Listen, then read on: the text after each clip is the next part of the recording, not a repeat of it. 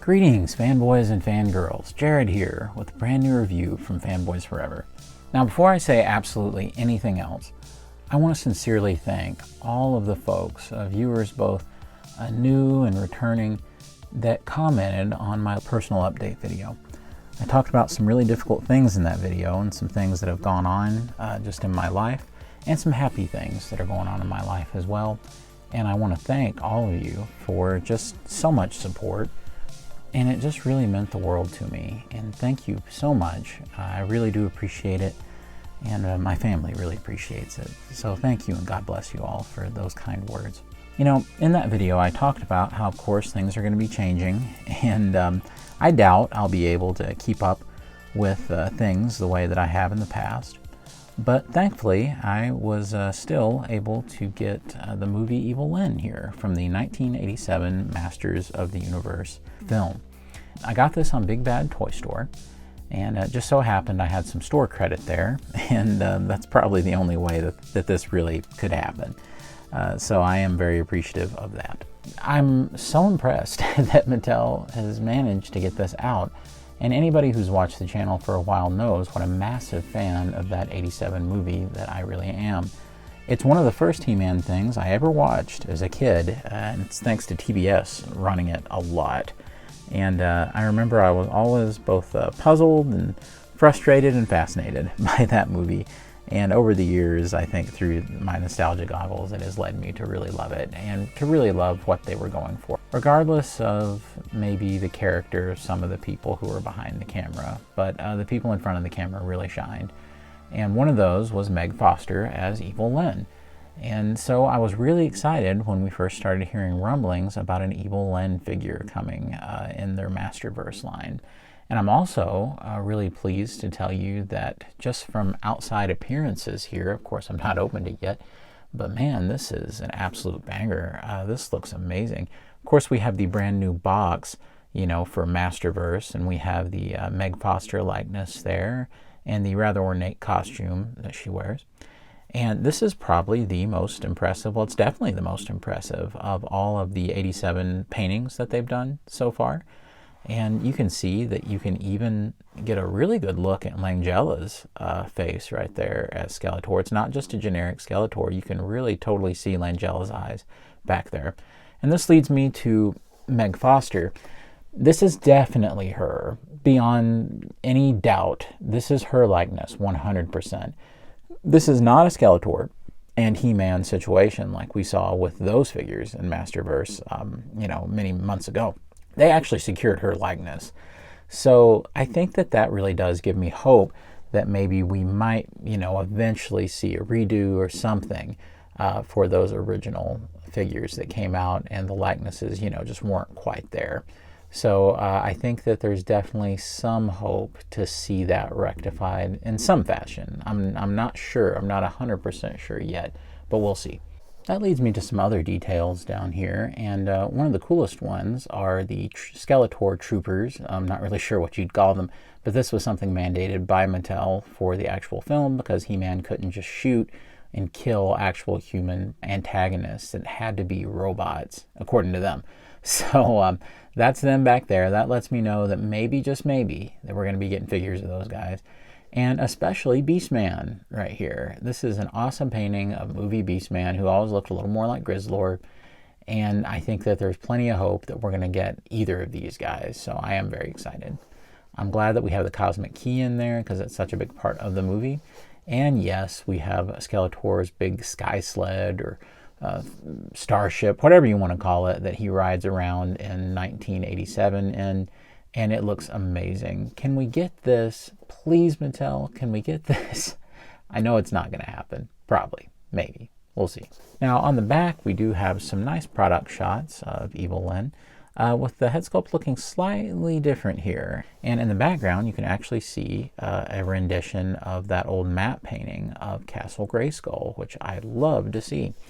And then you can see some rocks and things and cliff facings, and a little cross-sell for all the other figures, which I have.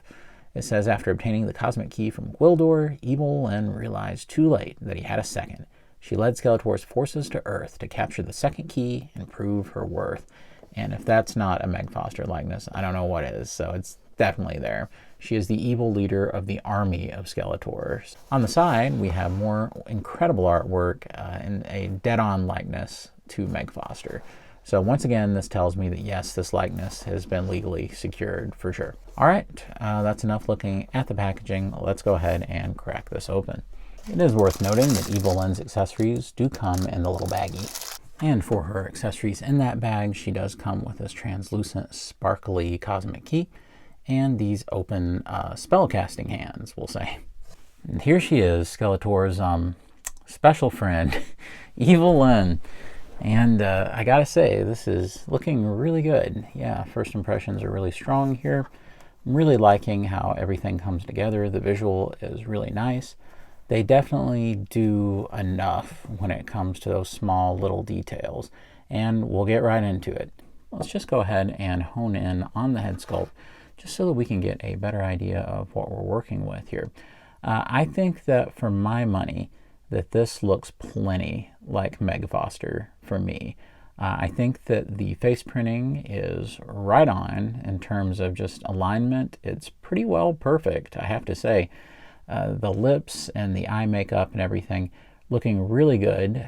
Meg Foster does have some really unique kind of eye color in every film she's in, especially in Masters, where they really accentuate that, and it causes her to have these kind of piercing blue eyes, and they've done a good job accentuating that. They probably could have even went a little further with that, actually, but I think it looks really nice. They got the lip color right, and the shape is good. The cheekbones are just about right, I think.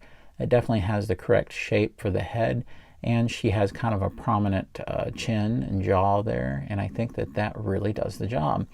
One of the coolest parts is that if you look at the crown and everything, you can actually see that the hair and all of that is fully sculpted underneath her tiara or crown or cap or whatever you want to call it.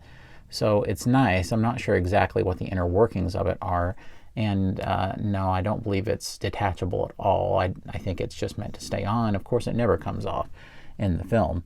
This is also a pretty good facial expression that they've chosen, to where it's just kind of a sly grin. It's not really too far one way or another. It makes it just general enough to use pretty well in any scene that you would need it for. So I think all of that comes together really well. Now, this is not an easy costume, I think, to pull off in any way whatsoever when it comes to an action figure. As a matter of fact, it's kind of designed to not lend itself to that very much. So I always knew it would be a challenge, whichever regime ended up taking up this figure, and it ended up being this one. I always knew it would be a challenge to make this look correct. And I think for mass market standards, you know, this being a $25 figure, whatever you want to say, then I think they've done a very reasonable job. I think that it does end up looking very much like the movie costume, certainly at a glance, you know, not dissecting every little element of it. There's little things that they have missed. There's some paint applications like on the tiara up here that they could have done, I guess, that would have helped it a little bit. There's certainly some debate about what the metal outfit that she's wearing, the metal top and all of that, and the shoulder pads, what color this is really supposed to be. Certainly, if you look at set photos and photos of the costume, it's a very shiny gold. But then you watch the movie and it comes across a little more like this. And they've certainly come a long way from what they originally shown, which was way off the mark. She also has some really cool tampographic details going on around this kind of bodysuit she's wearing. And there's all these little squiggles. Now, this is something that they've kind of had to simplify a little for the sake of the figure. It's not horribly simplified or anything like that. So they probably didn't go as extreme as they could have, just because they probably weren't really able to from a production standpoint. Here's her back and everything the other way. You can see that all those designs are on the legs up here. And of course they don't bother with it on the back, because you're not really going to see the back of those legs. They've also done some flourishes of paint here and there to kind of, I think, give the figure some visual interest. One of the most impressive ones is on the crest, on the crown up here. They've really went for it by printing some absolute, micro detail right up there, which was surprising. I also like that they have the snakes highlighted in kind of a metallic purple on her shoulder pads. And you can even see snakes on the gauntlets that are kind of this dark purple, and the same for this one in the middle. Now, I believe this is some sort of paint error on mine, because you can see they've missed some of the purple paint on this side. Probably something I can correct a little bit, but it doesn't bother me that much. Usually, you know, when you're dealing with a mass market thing like this, I'm just happy if the eyes are straight. Down here, we can see some of that same kind of visual interest is going on here with the paint, which this has always been a difficult part of the outfit. But look, they definitely have gotten the chains right that lead to it. There's just so many little things about this outfit. Down here on the boots, they have actually gone to the trouble to hit all the little silver ornamentations right there, and they have it traced around, so it is lined with that. I think overall it does end up coming out quite nice, and it does sell the idea of the movie costume. Like I said earlier, she does come with a couple of alternate hands, and here is one of those alternate hands. She has a pair of them, where it just kind of has a grasping hand, or, you know, like a spell casting hand, you know. We don't really see Evelyn get in on a lot of the action in the movie. She's kind of more there to be a foil or object for Skeletor, or it's really, I think, the whole purpose of the character in the movie is to show Skeletor's malevolence and his cruelty. And, you know, I think that Meg Foster does well in the film with the material that she was given. So looking at any other aspects of the figure, she does come with this cool cosmic key. Definitely show you a little comparison. This is the same exact sculpt as the one we got previously, so it is neat to see them side by side, and I really like how sparkly that this thing is. It actually catches the light and looks really nice. If you want to, Evelyn can hold it by the strap here with either one of her holding hands, and she keeps that, you know, right at her side, just like that. So that's really nice to have. It kind of looks like the cosmic key mid-phasing. Other than that, she doesn't come with any weapons or anything. I don't believe in the film we ever see Evelyn with any kind of weapon. I could be wrong. I don't believe she ever uses her staff or anything that she has from the toy line and the cartoons and things. So, you know, it's just a different interpretation. Looking at articulation, you kind of know the drill for most of the females in Masterverse. The head can go left and right, of course. It can do a little bit of up and down, just enough. I think it would have been better with a hinge in there, but there's no hinge that I can tell. With the shoulders, they can, of course, go up and down. You would think they were pretty limited by these shoulder pads. It's not too bad because they flex out of the way a little, so you can get about that much before it stops it. And then, moving on down, you can get them out to the side way over 90 degrees. So if you need her to really be casting some kind of insane spell, you can totally do that. You can also swivel up there at the upper bicep, and down here there is a single joint, but it's a nice single joint going just slightly right at 90 degrees, maybe a little over, depending on how you flex this thing out. So it's not a bad single joint, and it ends up keeping the visual appeal of the figure, and it doesn't break up the sculpt that much. So this is one of those rare cases where I'm okay with the single joint. There's hinges on any of the alternate hands, and just a little added note, you can actually see that they have little squiggle designs on the hands as well, which is really nice and kind of unexpected. Of course, you can rotate the hands. Down here at the actual waist, there's no ab crunch necessarily, but you can see the connection where the torso is connected to the lower waist. So you can actually get plenty of up and down movement, and you know, it just works with kind of overlays right here. So I think that works, and they don't end up breaking the sculpt. You can go side to side and kind of, you know, cock it either way and go way back. So I think that that's a beautiful way to handle it, and it kind of hides it all. You can see down here we do have cuts that allows the legs to rotate. We even get drop-down hips. So yes, Evelyn has something that has now been put into the line. I thought for sure they would skip it for this figure, but nope, the drop-down hips are there. Utilizing these drop-down hips, you can get the legs to go, I mean, way out. It's like she's not even wearing this thing here with the skirt piece. So it is pretty incredible. You can get the legs to split, especially with the drop-down hips. The skirt piece doesn't bother it that much, but that's probably about as far as you can reasonably go with either leg. Now, we do have a double-jointed knee, which is good. They were a little stiff when I first got out of the package, but nothing too horrible. You can see they work fully. And then the boots rotate. You do have a hinge, a deep hinge at the ankle, and you have rocker ankle pivot. using that rocker ankle pivot, you are able to get some fairly deep poses that she can flat foot. And I'm sure given a little bit more time, I would be able to do even more. And it looks pretty good. With this skirt piece, you have a very flexible kind of material here, which is something they've also been very careful about in the releases these last couple of years, to make sure that any material like that that needs to flex is very flexible. Also, it's a soft goods cape, and I like how they've sort of already creased the cape like this. Usually I wouldn't like that in a package, but this way it kind of keeps it from looking cheap because you have those creases right there, which keeps it from just looking like a piece of generic fabric, and it helps it kind of elude its scale a little bit. So I think that looks really nice. Overall, it's very functional. We'll definitely show some comparisons because I know that's very important with a figure like this that's meant to fill in gaps. We'll do comparisons not only for Masterverse, but also Masters Universe Classics, so just stick with me.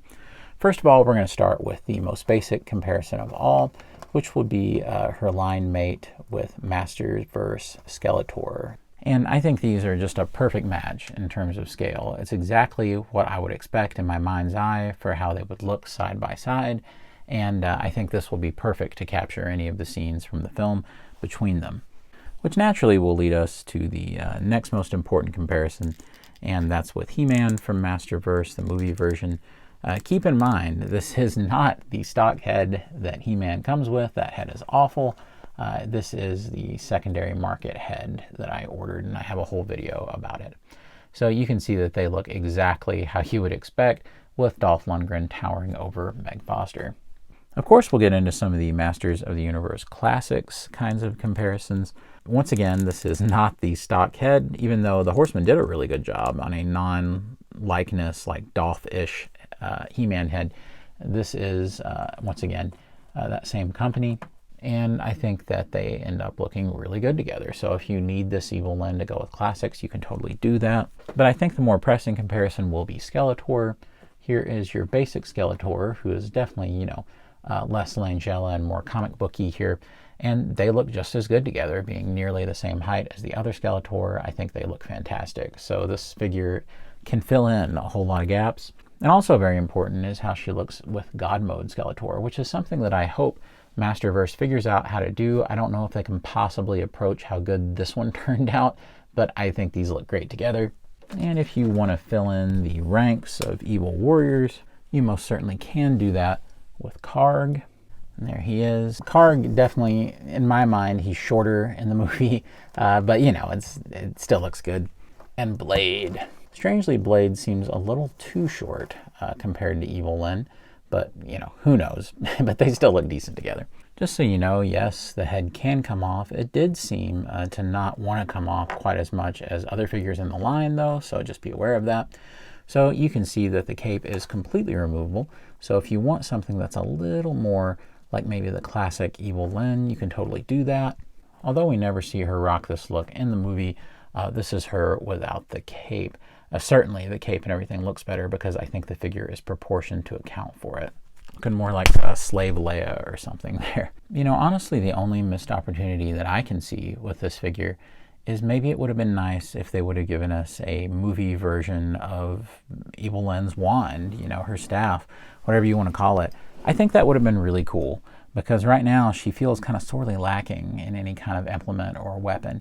So I think that would have been a nice little addition, even though it's not really something we see in the movie. So I think the only thing that maybe they could have added that they didn't was maybe a movie version of the classic staff that she uses in the toy line and cartoon. I think that would have been cool.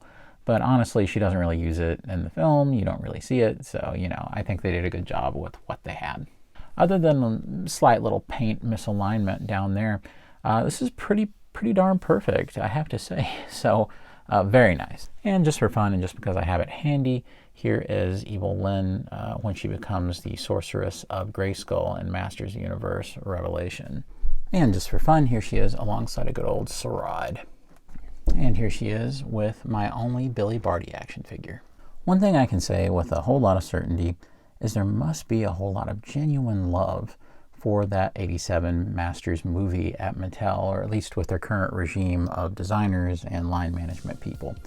They've done just such a great job with this Evil Lyn figure. Even if this was the only other movie character they're able to get out, it'd still be incredible that they've done such a great job with this. I really think that even just maybe a slight gold wash or something to darken out and bring out the details on some of the armor would take this figure from being a really nice mass market release to maybe going to that next level, that next premium level with paint. But even as is, it is a great accomplishment on their part, and they've been able to translate something that never really seemed like it would be that easy to translate into action figure form. This is definitely worth your money and worth your time. I'm not sure how big of a hit it'll be necessarily, because this is kind of that more obscure sort of tier of character, and certainly version of character. I'm not exactly sure there'll be a huge amount of mass appeal. However, I always say it's better to go ahead and buy early on this kind of thing. You never know, Mattel may have accounted for the idea that maybe this is more of a niche product. So that may be reflected in production numbers. I don't have a clue, but I would love to see this be a success and for them to continue releasing these movie versions of the characters, because they're probably my most anticipated releases that they do. With that being said, I really do hope that you all have enjoyed the review today. Be sure to leave me a comment down below with your own opinions about this Evil Lyn figure and your own thoughts, of course, about that 87 movie. I would love to hear what you think that Mattel should release next. For me personally, I believe that it should be Beastman. And if not that, give us a 2-pack of the Skeletor Troopers. Either way, can't wait to see what's coming down the pike. And be sure to subscribe to the channel if you've not already, so you don't miss all of the Master's goodness. And with all that out of the way, God bless you and yours, and I'll see you on Fanboys Forever. Fanboy out.